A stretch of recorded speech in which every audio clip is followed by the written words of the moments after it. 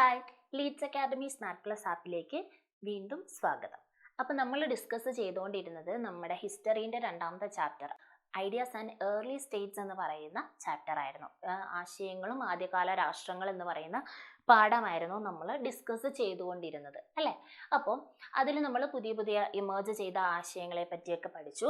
ഇനി നമുക്ക് പഠിക്കാനുള്ളതാണ് മഹാജനപദങ്ങൾ അല്ലെങ്കിൽ ഏർലി സ്റ്റേറ്റ്, ആദ്യകാല രാഷ്ട്രങ്ങൾ എങ്ങനെ ഫോം ചെയ്തു എന്നതിനെ പറ്റിയാണ് നമുക്ക് ഇനി പഠിക്കാനുള്ളത്.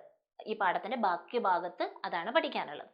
അപ്പോൾ ആദ്യം തന്നെ നമുക്ക് കൊടുത്തിരിക്കുന്നത് വജ്ജി, അതായത് ബുദ്ധൻ 2300 വർഷങ്ങൾക്ക് മുമ്പ് രചിക്കപ്പെട്ട ബുദ്ധകൃതിയായ ദധിനനികായിൽ ബുദ്ധൻ വജ്ജി എന്ന് പറയുന്ന മഹാജനപദത്തെ പറ്റി പറഞ്ഞിരിക്കുന്ന കുറച്ച് കാര്യങ്ങളാണ് കൊടുത്തിരിക്കുന്നത്.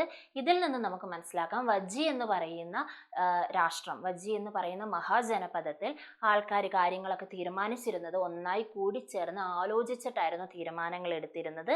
പിന്നെ അതേപോലെ തന്നെ അവിടുത്തെ പൗരന്മാരെയും മുതിർന്നവരെയും അവർ ശ്രദ്ധയോടെ കേട്ടിരുന്നു, അവരുടെ ആശയങ്ങളും തീരുമാനങ്ങൾ എടുക്കാൻ പരിഗണിച്ചിരുന്നു. അതേപോലെ തന്നെ വജ്ജിയിലെ സ്ത്രീജനങ്ങൾ സ്വതന്ത്രരായിട്ടായിരുന്നു ജീവിച്ചിരുന്നത് എന്നുള്ള കാര്യങ്ങളൊക്കെ നമുക്ക് ആദ്യത്തെ ഈ ബോക്സ് കൊടുത്തിരിക്കുന്ന ഇതിൽ നിന്ന് നമുക്ക് മനസ്സിലാക്കാം. വജ്ജി എന്ന് പറയുന്ന രാഷ്ട്രത്തെ പറ്റി മനസ്സിലാക്കാം. അപ്പോൾ അന്ന് നിലനിന്നിരുന്ന ഒരു രാഷ്ട്രങ്ങളിൽ ഒന്നായിരുന്നു ഇത് വജ്ജി എന്ന് പറയുന്ന മഹാജനപദ അല്ലെങ്കിൽ വജ്ജി എന്ന് പറയുന്ന രാഷ്ട്രം.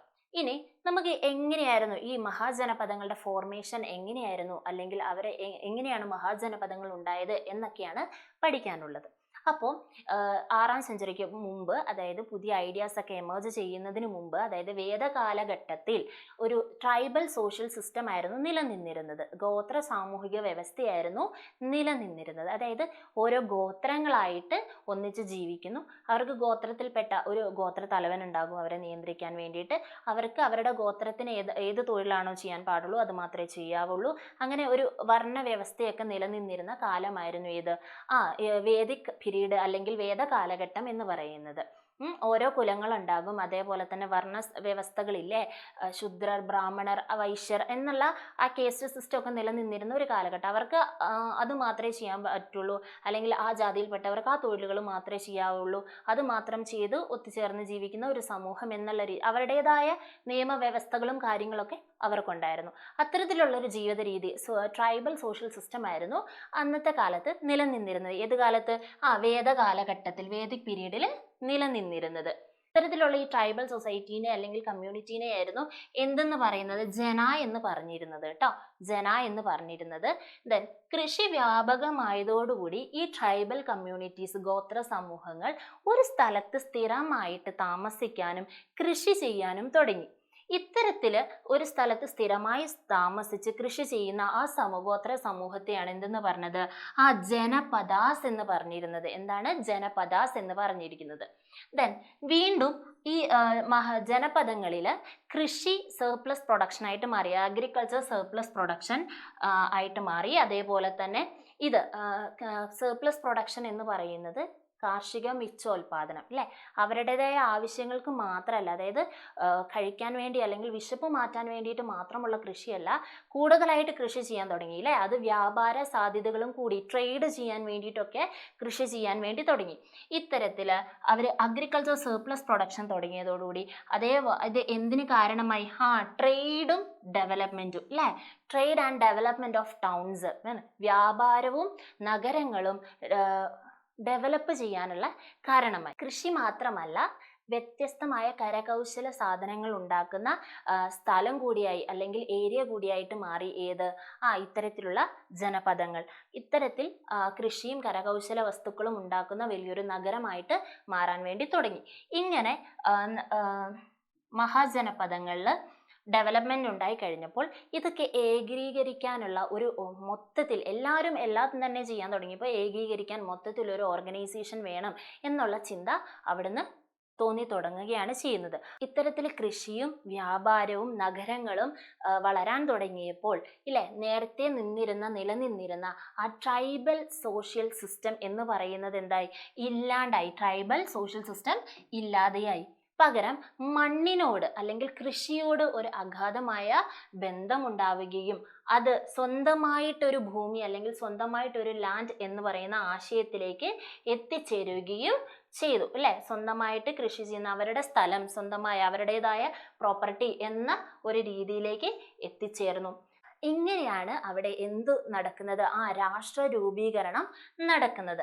ദെൻ ബുദ്ധന്റെ വർക്കായ അംഗുത്തര നികായയില് 16 പൊളിറ്റിക്കൽ എൻറ്റൈറ്റീസ്, 16 രാഷ്ട്രങ്ങളെ പറ്റി പറയുന്നുണ്ട്. അന്നത്തെ കാലത്ത് നിലവിലുണ്ടായിരുന്ന 16 മഹാജനപദങ്ങളെ പറ്റി പറയുന്നുണ്ട്. ഏതില്?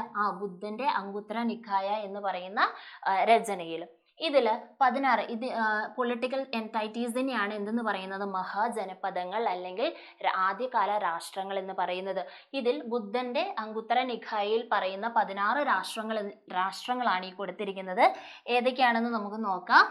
16 മഹാജനപദങ്ങൾ അല്ലെങ്കിൽ 16 ആദ്യ രാഷ്ട്രങ്ങൾ എന്ന് പറയുന്നത് കംബോജ, ഗാന്ധാര, പിന്നെ കുരു, ശുരസേന, മത്സ്യ, അവന്തി, ചെടി, അശ്മക, വത്സ, പഞ്ചാല, കോശാല, മല്ല, കാശി, മഗധ, വജ്ജി ആൻഡ് അങ്ക എന്ന് പറയുന്നതാണ് 16 മഹാജനപദങ്ങൾ അന്ന് ഉണ്ടായിരുന്നത്. ഈ വജ്ജിയെ പറ്റിയാണ് നമ്മൾ ഇത് തുടങ്ങിയപ്പോൾ പറഞ്ഞത്. ക്ലിയർ? 16 മഹാജനപദങ്ങൾ അന്ന് നിലവിലുണ്ടായിരുന്നത്. ഈ മഹാജനപദത്തിലെ ഭരണ സംവിധാനങ്ങൾ, അതായത് അഡ്മിനിസ്ട്രേറ്റീവ് സിസ്റ്റം ഇൻ മഹാജനപദത്തിലെ ഭരണ സംവിധാനം എങ്ങനെയാണെന്ന് കൂടെ നോക്കാം. ദെൻ അന്നത്തെ സമകാലീന കൃതികളിലെല്ലാം തന്നെ ഈ മഹാജനപദത്തിൽ നിലനിന്നിരുന്ന ഭരണ സംവിധാനത്തെ പറ്റി പറയുന്നുണ്ട്. ദെൻ അന്ന് തന്നെ, അതായത് ആ കാലഘട്ടത്തിൽ തന്നെ നികുതി സമ്പ്രദായം നിലവിലുണ്ടായിരുന്നു. ടാക്സ് സിസ്റ്റം ഉണ്ടായിരുന്നു. ടാക്സ് കളക്ഷൻ അല്ലെങ്കിൽ ടാക്സ് സിസ്റ്റം നിലവിലുണ്ടായിരുന്നു അന്നത്തെ കാലഘട്ടത്തിൽ തന്നെ. അതേപോലെ തന്നെ ഒരു സ്റ്റാൻഡിങ് ആർമിയും ഉണ്ടായിരുന്നു. നമുക്ക് നോക്കാം. നികുതി എന്ന് പറയുമ്പോൾ അന്നത്തെ കൃതികളിൽ പാലി ഭാഷയിൽ രചിക്കപ്പെട്ട പല കൃതികളിലും ബലി എന്ന് പറയുന്ന ബലി അല്ലെങ്കിൽ ഭാഗ എന്നൊക്കെ പ്രതിപാദിക്കുന്ന എന്ന പദങ്ങളൊക്കെ ഈ ടാക്സിനെ ടാക്സിനെ കാണിക്കുന്ന പദങ്ങളാണ്, അല്ലെങ്കിൽ ടാക്സിനെ പറയുന്നതാണ് ബലി, ഭാഗ എന്ന് പറയുന്ന വാക്കുകൾ.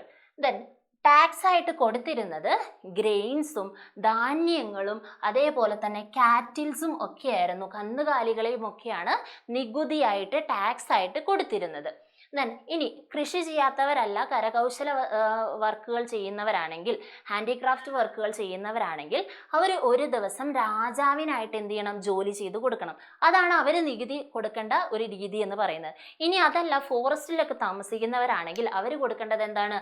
വനവിഭവങ്ങളാണ് എന്തായിട്ട് കൊടുക്കേണ്ടത്? നികുതിയായിട്ട് കൊടുക്കേണ്ടത്. ഇത്തരത്തില് ഭരണ സംവിധാനം നടപ്പിലാക്കാൻ വേണ്ടിയിട്ട് പല ഒഫീഷ്യൽസും ഉദ്യോഗസ്ഥരും ഉള്ളതായിട്ട് അന്നത്തെ കൃതികളിൽ നിന്ന് നമുക്ക് മനസ്സിലാക്കാം. ഇതിൽ അന്നത്തെ കൃതികളിലെ ശതബ്രാഹ്മണ എന്ന് പറയുന്ന കൃതിയിലൊക്കെ എന്താണ്? സേനാനി, പുരോഹിത, ഗ്രാമണി എന്നൊക്കെ പറയുന്നവര് ഇത്തരത്തിൽ രാജാവിനെ അസിസ്റ്റ് ചെയ്യാനുള്ള ഉദ്യോഗസ്ഥരാണ്, അല്ലെങ്കിൽ മഹാജനപദത്തിൽ അഡ്മിനിസ്ട്രേറ്റീവ് വർക്കുകൾ ചെയ്യാനുള്ള ആൾക്കാരെ സൂചിപ്പിക്കുന്ന പദങ്ങളാണ്. ക്ലിയർ? അതേപോലെ തന്നെ ഈ മഹാജനപദങ്ങൾക്ക് അവരുടേതായ കോട്ടകളും മതിലുകളും ഒക്കെ ഉണ്ട് ഇല്ലേ? നമ്മൾ ഇന്നത്തെ കാലത്ത് ഇന്ത്യ എന്ന് പറയുന്ന ഒരു രാജ്യത്ത് സ്റ്റേറ്റുകളുണ്ട് അല്ലേ? അപ്പോൾ ഓരോ സ്റ്റേറ്റിനും ഓരോ ബൗണ്ടറീസ് ഉണ്ട് അല്ലേ? ബൗണ്ടറീസ് ഉണ്ട്. അതേപോലെ തന്നെ ഈ മഹാജനപദങ്ങൾക്കും ബൗണ്ടറീസും അതിരുകളും കോട്ടകളും ഒക്കെ ഉണ്ടായിരുന്നു. ഇനി നമ്മൾ നോക്കുന്നതാണ് മഗധയുടെ വളർച്ച അല്ലെ? The rise of Magadha. Magadha എന്ന് പറയുന്നത് എന്താണ്? 16 മഹാജനപദങ്ങളിൽ ഒന്നാണ് എന്ത്? മഗധ എന്ന് പറയുന്ന രാഷ്ട്രവും. ഈ മഗധ മറ്റ് മഹാജനപദങ്ങൾ, അതായത് ഈ 16 മഹാജനപദങ്ങളും അധികാരത്തിനായിട്ടും മറ്റ് പല അവകാശങ്ങൾക്കായിട്ടും പരസ്പരം യുദ്ധം ചെയ്തിരുന്നു. പക്ഷെ ഏത് മഹാജനപദങ്ങൾ തമ്മിൽ യുദ്ധം ചെയ്താലും അവസാന വിജയം എന്ന് പറയുന്നത് മഗധയ്ക്കായിരുന്നു. അവസാന വിജയം ആർക്കായിരുന്നു? മഗധയ്ക്കായിരുന്നു. 16 മഹാജനപദങ്ങളിൽ ഒന്നാണ് എന്ത്? മഗധ എന്ന് പറയുന്നത്. നമ്മൾ നേരത്തെ നോക്കിയതാണ് അല്ലേ? അപ്പോൾ മഗധേനെ എന്തുകൊണ്ടായിരിക്കാം ഈ യുദ്ധങ്ങളിലൊക്കെ മുന്നിലെത്തിച്ചത് അല്ലെങ്കിൽ വിജയിപ്പിച്ചത് എന്ന് നോക്കാം. മഗധ എന്ന് പറയുന്ന സ്ഥലം ഹൈ ഫെർട്ടൈൽ, നല്ല വളക്കൂറുള്ള മഴ ലഭിക്കുന്ന പ്രദേശമായിരുന്നു ഇത് മഗധ എന്ന് പറയുന്ന സ്ഥലം അല്ലേ? മഗധ എന്ന് പറയുന്ന രാഷ്ട്രം. ദെൻ അവിടുത്തെ ഭൂമിയിൽ അല്ലെങ്കിൽ അവിടുത്തെ ലാൻഡിൽ ഇരുമ്പ് അയിര് നിക്ഷേപം ഉണ്ടായിരുന്നു. ഇരുമ്പ് അയിരിന്റെ നിക്ഷേപം അവിടുത്തെ മണ്ണിൽ ഉണ്ടായിരുന്നു. അതുകൊണ്ട് തന്നെ ആയുധങ്ങൾക്കും ഉപകരണങ്ങൾക്കും ആവശ്യമായ ഇരുമ്പ് എവിടെ നിന്ന് തന്നെ ലഭിക്കുമായിരുന്നു? ആ മഗധയുടെ മണ്ണിൽ നിന്ന് തന്നെ അവർക്ക് ലഭിക്കുമായിരുന്നു. പിന്നെ അടുത്തൊരു കാരണം എന്ന് പറഞ്ഞാൽ അന്നത്തെ യുദ്ധങ്ങളിൽ മുൻപന്തിയിൽ ഗജസേനയായിരുന്നു ഉണ്ടായിരുന്നത്. അതായത് ആനസേന അല്ലെ, ആനകളെ മുൻനിർത്തിയുള്ള യുദ്ധങ്ങൾ അന്നത്തെ കാലത്ത് പ്രാബല്യത്തിൽ ഉണ്ടായിരുന്നു അല്ലേ. അപ്പോൾ മഗധയുടെ കാടുകളിൽ ഇഷ്ടംപോലെ ആനകൾ ഉണ്ടായിരുന്നു. ഇതൊക്കെ മഗധയെ എല്ലാ യുദ്ധങ്ങളിലും വിജയിപ്പിക്കാൻ സഹായിച്ച ഘടകങ്ങളായിരുന്നു. അതുപോലെ തന്നെ മഗധയുടെ ഗംഗയും പോഷക നദികളും ട്രിബ്യൂട്ടറീസും മഗധയിലേക്കുള്ള ചരക്ക് നീക്കങ്ങൾ അല്ലെങ്കിൽ മഗധയിൽ നിന്നുള്ള ചരക്ക് നീക്കങ്ങളും എളുപ്പത്തിൽ ആക്കി കൊടുത്തു അല്ലെ. ട്രാൻസ്പോർട്ടേഷനും അതായത് ട്രേഡ് നടത്താനും ഗംഗയുടെ പോഷക നദികളും മഗധയെ പ്രാപ്തിയാക്കി. അതുകൊണ്ട് തന്നെയാണ് എല്ലാ യുദ്ധങ്ങളിലും മഹാജനപദങ്ങളുമായിട്ടുള്ള എല്ലാ യുദ്ധങ്ങളിലും മഗധ വിജയിച്ച ഘടകങ്ങളാണ് ഇവിടെ കൊടുത്തിരിക്കുന്നത്. മഗധയിൽ പല രാജവംശങ്ങളും ഭരണം നടത്തിയിരുന്നു. പ്രധാനപ്പെട്ട 3 രാജവംശങ്ങളായിരുന്നു ഹരംഗ ഡൈനാസ്റ്റി അല്ലെ, ഹരംഗ രാജവംശം. അതിലെ പ്രധാനപ്പെട്ട രാജാക്കന്മാരായിരുന്നു ആരൊക്കെ? ബിംബിസാരനും അജാന്തശത്രു എന്ന് പറയുന്നത്. ബിംബിസാരനും അജാന്തശത്രുവാണ് ഹരംഗ ഡൈനാസ്റ്റി, ഹരംഗ രാജവംശത്തിലെ പ്രധാന രാജാക്കന്മാർ എന്ന് പറയുന്നത്. അടുത്തതാണ് എന്ത്? ശിശുനാഗ ഡൈനാസ്റ്റി, ശിശുനാഗ രാജവംശം. ശിശുനാഗ രാജവംശത്തിലെ രാജാവായിരുന്നു ആരോ? ശിശുനാഗ. അതേപോലെ തന്നെ അടുത്തതാണ് എന്ത്? നന്ദ ഡൈനാസ്റ്റിയിലെ രാജാവായിരുന്നു ആര്? മഹാപത്മനന്ദ എന്ന് പറയുന്ന രാജാവും. ഇതാണ് മഗധ ഭരിച്ചിരുന്ന രാജവംശങ്ങളും രാജാക്കന്മാരും. Then from Magadha to Maurya Kingdom. Magadha എന്ന് പറയുന്നത് പല രാജവംശങ്ങളും മഗധ ഭരിച്ചിരുന്നു അല്ലെ. Then നന്ദ ഡൈനാസ്റ്റിയിലെ അതായത് നന്ദ രാജവംശത്തിലെ അവസാനത്തെ രാജാവായിരുന്ന ധനനന്ദനെ പരാജയപ്പെടുത്തി 321 BCE മഗധയിൽ ചന്ദ്രഗുപ്ത മൗര്യ രാജ്യം സ്ഥാപിച്ചു. അതായത് മഗധയിലെ രാജവംശമായ നന്ദ ഡൈനാസ്റ്റിയിലെ അവസാനത്തെ രാജാവായ ധനനന്ദനെ പരാജയപ്പെടുത്തി അവിടെ ചന്ദ്രഗുപ്ത മൗര്യ രാജ്യം സ്ഥാപിക്കുകയാണ് ചെയ്തത്. അങ്ങനെ മൗര്യ രാജ്യമായി മാറുകയാണ് ചെയ്യുന്നത്. ദെൻ ഈ മൗര്യ രാജ്യത്തെ പറ്റിയുള്ള മൗര്യ രാജ്യത്തിലെ അഡ്മിനിസ്ട്രേറ്റീവ് പ്രോസസ് അല്ലെങ്കിൽ ഭരണ സംവിധാനത്തെ പറ്റി, മൗര്യ രാജ്യത്തെ പറ്റി അന്നത്തെ പല കൃതികളിൽ നിന്നും അവിടുത്തെ ഭരണ സംവിധാനം എങ്ങനെയാണെന്നൊക്കെ നമുക്ക് അറിയാൻ വേണ്ടി കഴിഞ്ഞിട്ടുണ്ട്. മൗര്യ രാജ്യത്തിന്റെ തലസ്ഥാനമായിരുന്നു ഏത്? പാട്ടലിപുത്ര എന്ന് പറയുന്നത്. ഈ മൗര്യ രാജ്യത്തെ പറ്റിയുള്ള കൂടുതൽ കാര്യങ്ങളൊക്കെ അന്നത്തെ പല കൃതികളിൽ നിന്നും നമുക്ക് ലഭ്യമാണ്. അതിൽ പ്രധാനപ്പെട്ടതാണ് കൗടില്യന്റെ അർത്ഥശാസ്ത്രം. 1 മാർക്കിന് ചോദിച്ച ചോദ്യമാണ് കഴിഞ്ഞ പ്രാവശ്യത്തെ ഫസ്റ്റ് ടൈം എക്സാമിന്. അർത്ഥശാസ്ത്രം രചിച്ചത് ആര്? മാച്ച് ദ ഫോളോയിങ് ആയിട്ടൊക്കെ ചോദിക്കുന്നതാണ്. കൗടില്യന്റെ അർത്ഥശാസ്ത്ര എന്ന് പറയുന്ന ബുക്കിൽ കൂടുതൽ മൗര്യ രാജ്യത്തെ പറ്റി അറിയാൻ വേണ്ടി സാധിക്കും. ഈ കൗടില്യന്റെ ശാസ്ത്രത്തിന്റെ അടിസ്ഥാനത്തിൽ മൗര്യ രാജ്യം നിലകൊണ്ടിരുന്നത് 7 കാര്യങ്ങളായിരുന്നു. അതായത് അർത്ഥശാസ്ത്രത്തിൽ സപ്താംഗങ്ങളെ ഊന്നിയായിരുന്നു മൗര്യ രാജ്യം സ്ഥിതി ചെയ്തത് എന്ന് പറയപ്പെടുന്നു.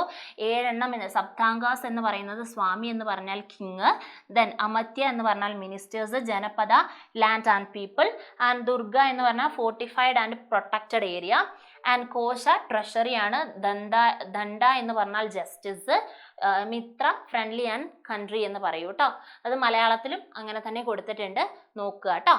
ക്ലിയർ? സപ്താംഗങ്ങളാണ്. ഇതിൽ മെയിൻ ആയിട്ട് പഠിക്കേണ്ടത് അർത്ഥശാസ്ത്രം എഴുതിയത് ആരാണ്? കൗടില്യന്റെ അർത്ഥശാസ്ത്രത്തിൽ നിന്ന് മൗര്യ രാജ്യത്തെ പറ്റി കൂടുതൽ കാര്യങ്ങൾ ലഭിക്കും. ദെൻ മൗര്യ രാജ്യത്തിലെ ഏറ്റവും ശക്തനായ രാജാവായിരുന്നു ആര്? അശോക ചക്രവർത്തി. ആരാണ്? അശോക ചക്രവർത്തി കേട്ടോ. മൗര്യ കിങ്ഡത്തിലെ ഏറ്റവും ശക്തനായ രാജാവായിരുന്നു ഒരു അശോക ചക്രവർത്തി. അശോക ചക്രവർത്തി കലിംഗ പിടിച്ചടക്കിയതോടുകൂടി, കലിംഗ ഏതാണെന്ന് നമുക്ക് നോക്കാം. കലിംഗ എന്ന് പറയുന്നത് ഇതാണ് കലിംഗ എന്ന് പറയുന്ന ഏരിയ. കലിംഗ പിടിച്ചടക്കിയതോടുകൂടി, അശോക ചക്രവർത്തി കലിംഗ പിടിച്ചടക്കിയതോടുകൂടി ഇത് ഏതാണ്? മൗര്യ രാജ്യമാണ് അല്ലെ. മൗര്യ രാജ്യം ഒന്നും കൂടി എന്തായി? വിശാലമായെന്ന് പറയുന്നു.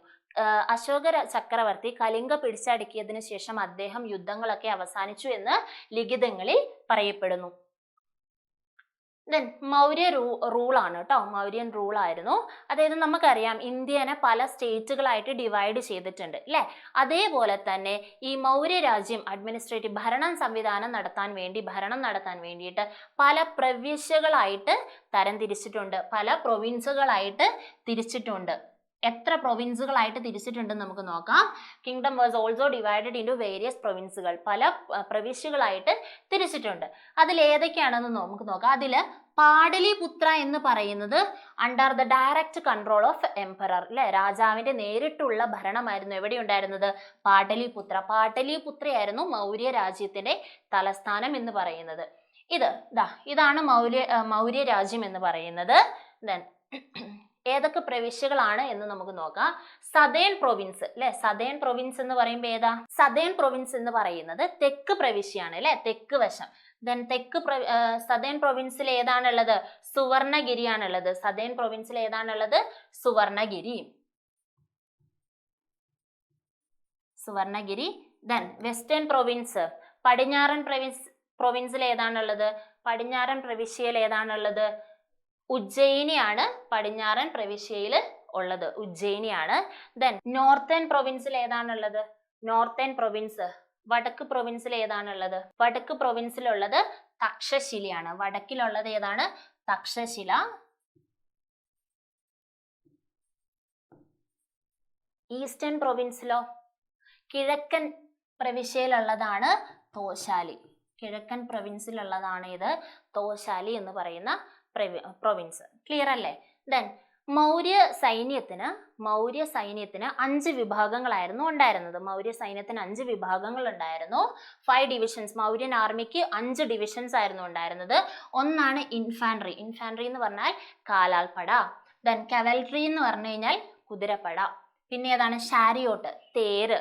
എലഫന്റ്, ഗജസേന. പിന്നെ നേവി അല്ലെ, നാവികസേന. അങ്ങനെ മൗര്യ സൈന്യത്തിന് 5 വിഭാഗങ്ങളാണ്. മൗര്യൻ ആർമിക്ക് 5 ഡിവിഷൻസ് ആയിരുന്നു ഉണ്ടായിരുന്നത്. Then infantry, cavalry, chariot, elephant and navy. Then military administration. മിലിറ്ററിയുടെ അഡ്മിനിസ്ട്രേഷൻ നടത്തിയിരുന്നത് 30 അംഗ കമ്മിറ്റിയായിരുന്നു. 30 അംഗ കമ്മിറ്റിയായിരുന്നു മിലിറ്ററിയുടെ ഭരണം നടത്തിയിരുന്നത്. തന്റെ പ്രജകൾക്കിടയിൽ സമാധാനവും സഹവർത്തിത്വവും പുലർത്താൻ വേണ്ടി അശോക ചക്രവർത്തി പ്രചരിപ്പിച്ച ആശയങ്ങളെയാണ് എന്തെന്ന് പറയുന്നത്? അശോകധമ അല്ലെങ്കിൽ അശോകധർമ്മ എന്ന് പറയുന്നത്. ഇത് 3ഉമാണ് അശോകധർമ്മകൾ എന്ന് പറയുന്നത്. അതായത് be tolerant to other religion. മറ്റ് മതവിഭാഗക്കാരോട് സഹിഷ്ണുത കാണിക്കുക. റെസ്പെക്ട് എൽഡേഴ്സ് ആൻഡ് ടീച്ചേഴ്സ് അല്ലെ, മുതിർന്നവരെയും ഗുരുക്കന്മാരെയും ബഹുമാനിക്കുക. പിന്നെ എന്താണ്? Be kind to slaves and sick അല്ലെ, രോഗികളോടും അടിമകളോടും ദയ കാണിക്കുക. എന്നീ 3 കാര്യങ്ങളാണ് അശോകധർമ്മ അല്ലെങ്കിൽ അശോകധാമ എന്ന് അറിയപ്പെടുന്നത്. ഇതാണ് അന്നത്തെ കാലത്ത് നിലവിലുണ്ടായിരുന്ന നാണയങ്ങൾ എന്ന് പറയുന്നത്. മുദ്രാങ്കിത നാണയങ്ങൾ അല്ലെങ്കിൽ പഞ്ച്ഡ് മാർക്ക് കോയിൻസ് എന്നാണ് പറയുന്നത്. മുദ്രാങ്കിത നാണയങ്ങൾ അല്ലെങ്കിൽ പഞ്ച്ഡ് മാർക്ക് കോയിൻസ് എന്നാണ് പറയുന്നത്. ഇത് വെള്ളിയിലും അതേപോലെ തന്നെ കോപ്പറിലും ചെമ്പിലും വെള്ളിയിലും ഒക്കെ നിർമ്മിക്കപ്പെട്ടിരുന്നതാണ് അന്നത്തെ നാണയങ്ങൾ എന്ന് പറയുന്നത്. ഈ നാണയങ്ങൾ ഉണ്ട് എന്നതിൽ നിന്നും നമുക്ക് എന്ത് മനസ്സിലാക്കാം? അവിടെ ട്രേഡ്, വ്യാപാരം വ്യാപാരം പുരോഗമിച്ചിരുന്നു എന്ന് മനസ്സിലാക്കാം. വ്യാപാരം നടന്നിരുന്നു എന്ന് മനസ്സിലാക്കാം. ദെൻ ഗുഡ്സ് അല്ലെ, വ്യാപാരം നടത്തുമ്പോൾ സാധനങ്ങൾ ഏതൊക്കെ വഴിയാ? ലാൻഡ് വഴി, സീ വഴി, അതേപോലെ അതേപോലെ തന്നെ റിവർ വഴിയും ട്രാൻസ്പോർട്ട് ചെയ്തിരുന്നു, കൈമാറ്റം നടത്തിയിരുന്നു. ലാൻഡ്, കരയും കടലും നദി വഴിയും വസ്തുക്കൾ കൈമാറ്റം ചെയ്യപ്പെട്ടിരുന്നു. ദെൻ അന്നത്തെ പ്രധാന വസ്തുക്കൾ, ട്രേഡ് നടത്തിയിരുന്ന പ്രധാന വസ്തുക്കൾ എന്ന് പറയുന്നത് ഗ്രെയിന്, ടെക്സ്റ്റൈൽസ്, മെറ്റൽ, ധാന്യങ്ങളും മെറ്റലുകളും ഒക്കെയായിരുന്നു പ്രധാനമായിട്ട് കൈമാറ്റം ചെയ്യപ്പെട്ടിരുന്നത്. ദെൻ അന്നത്തെ കൃതികളിൽ തെളിയപ്പെടുന്ന സേറ്റീസ് അല്ലെങ്കിൽ ശതവാഹകർ എന്ന പദങ്ങൾ ട്രേഡിനെ അർത്ഥമാക്കുന്ന പദങ്ങളാണ്. അപ്പൊ നമ്മൾ മഹാജനപദങ്ങൾ എങ്ങനെയാണ് രൂപം കൊണ്ടതെന്നും അവിടുത്തെ ഭരണ സംവിധാനങ്ങൾ എങ്ങനെയാണെന്നും പിന്നീട് അത് മൗര്യ രാജ്യമായി പരിണമിച്ചത് എങ്ങനെയാണെന്നും ഒക്കെയുള്ള കാര്യങ്ങളായിരുന്നു ഇപ്പോൾ ചർച്ച ചെയ്തത്, അല്ലെ, ഇപ്പോൾ പഠിച്ചത്. അപ്പോൾ ഈ ഇന്ത്യൻ ഉപഭൂഖണ്ഡത്തിൽ അല്ലെങ്കിൽ ഇന്ത്യൻ സബ് കോണ്ടിനെന്റിൽ മാത്രമായിരുന്നോ ഇത്തരത്തിലൊരു രാഷ്ട്രങ്ങളുടെ മാറ്റങ്ങളൊക്കെ ഉണ്ടായിരുന്നത്? ആണോ? എന്നാൽ അല്ല. ഇതേപോലെ തന്നെ രാഷ്ട്രമാറ്റങ്ങൾ സംഭവിച്ച ഒരു സ്ഥലമായിരുന്നു ഏത്? ഗ്രീസ് എന്ന് പറയുന്നത്. ഗ്രീസ് കേട്ടോ. അപ്പോൾ ഈ കാണുന്നതാണ് എന്ത്? ഗ്രീസ് എന്ന് പറയുന്ന സ്ഥലം, അല്ലെ, ഗ്രീസ് എന്ന് പറയുന്ന രാജ്യം. ഗ്രീസിലെ പൊതു സുരക്ഷയ്ക്കും ഭരണത്തിനുമായിട്ട് ഗ്രാമങ്ങളെല്ലാം ഒന്നിച്ചു നിലനിന്നിരുന്നു. ഇത്തരത്തിൽ ഈ ഗ്രാമങ്ങളെയാണ് എന്തെന്ന് പറയുന്നത്? നഗരരാഷ്ട്രങ്ങൾ എന്ന് പറയുന്നത്, അല്ലെങ്കിൽ എന്തെന്ന് പറയും? സിറ്റി സ്റ്റേറ്റ്സ്, നഗരരാഷ്ട്രങ്ങൾ എന്ന് പറയപ്പെടുന്നത്. നഗരരാഷ്ട്രങ്ങൾ കേട്ടോ. ദെൻ ഈ സിറ്റി സ്റ്റേറ്റ്, അതായത് ഒരു ഗ്രാമവും അതിൻ്റെ ചുറ്റുമുള്ള കൃഷി മേഖലയുമാണ് ഒരു നഗരരാഷ്ട്രം എന്ന രീതിയിൽ ഉണ്ടായിരുന്നത്. ഒരു സിറ്റി സ്റ്റേറ്റ് എന്ന് പറഞ്ഞു കഴിഞ്ഞാൽ ഒരു ഗ്രാമവും അതിന് ചുറ്റുമുള്ള അഗ്രികൾച്ചറൽ വില്ലേജസുമാണ് ഒരു നഗരരാഷ്ട്രം എന്ന് പറയുന്നത്. അതായത് പ്രകൃതിദത്തമായ കുന്നുകളും മലകളും ഇത്തരത്തിലെ നഗരരാഷ്ട്രങ്ങൾക്ക് അതിർത്തിയായിട്ട് നിന്നിരുന്നു. ഓരോ നഗരരാഷ്ട്രങ്ങൾക്കും അതിർത്തിയായിട്ട് നിലകൊണ്ടിരുന്നു. ദെൻ അതേപോലെ തന്നെ പലതും ദ്വീപുകളൊക്കെ ആയ നഗരരാഷ്ട്രങ്ങളും എവിടെ ഉണ്ടായിരുന്നു? ഗ്രീസിൽ ഉണ്ടായിരുന്നു. ഗ്രീസിലെ ഓരോ നഗരരാഷ്ട്രങ്ങൾക്കും ഓരോ തലസ്ഥാനങ്ങളുണ്ടായിരുന്നു.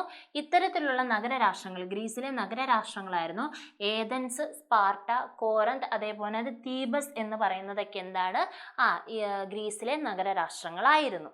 ദെൻ ഗ്രീസിലെ ഒരു നഗരരാഷ്ട്രമായ ഏഥൻസിലെ ഭരണ സംവിധാനം എന്ന് പറയുന്നത് മറ്റ് നഗരരാഷ്ട്രങ്ങളും മറ്റ് സിറ്റി സ്റ്റേറ്റുകളെ അപേക്ഷിച്ച് വ്യത്യസ്തമായ ഭരണ സംവിധാനമായിരുന്നു എവിടെ ഉണ്ടായിരുന്നത്?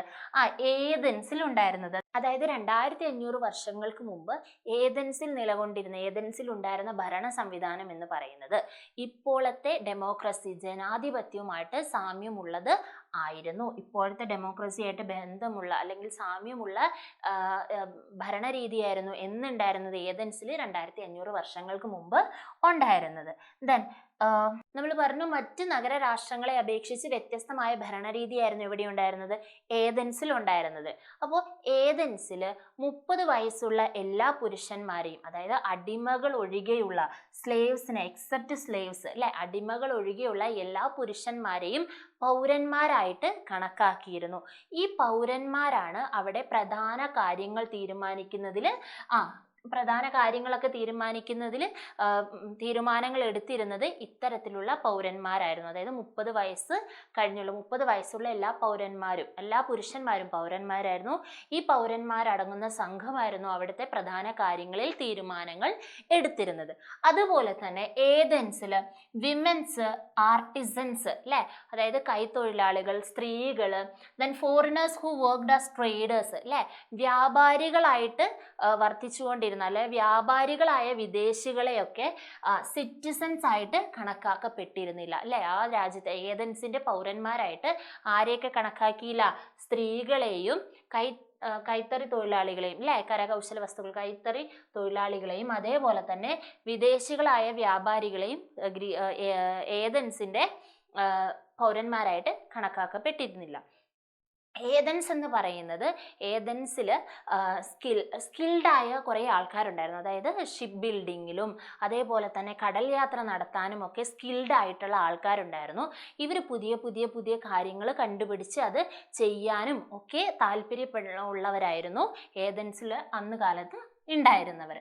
ഓക്കെ, ക്ലിയർ അല്ലേ? അപ്പോൾ ഇത്രയും കാര്യങ്ങളായിരുന്നു നമ്മൾ ഇന്ന് പഠിച്ചത്. നമ്മൾ ഈ ചാപ്റ്ററിൽ പഠിച്ച അത്രയും കാര്യങ്ങളാണ് ലാസ്റ്റ് ഒരു ഫ്ലോ ചാർട്ട് പോലെ തന്നിരിക്കുന്നത് അല്ലേ? നമ്മൾ 6th സെഞ്ച്വറി അല്ലെങ്കിൽ 6ാം നൂറ്റാണ്ടിനെ പറ്റി പഠിച്ചു.